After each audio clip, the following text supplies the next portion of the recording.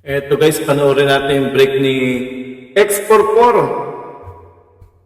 Grabe tumanira sa X44. Pag may pumasok, di ka na makakabalik. Kaya pala nag-champion to. Dito, ano siya, 3-0.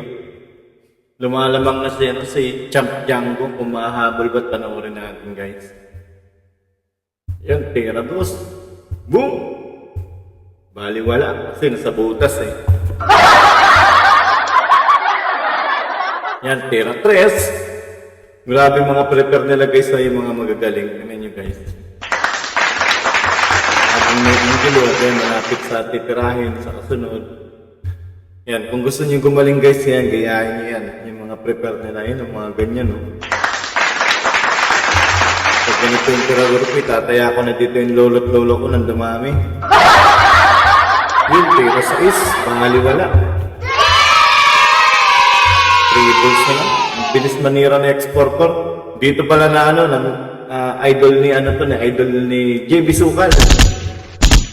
Parehas sila mabilis manira. Sarap panoorin guys. Hindi ka talaga maiinip. Kahit ano lang, kakatimpla mo pa lang ng kape, malamig na kagad. Kasi mapapaano kayo, mapapanganga kakanood eh. Yun, panalo na.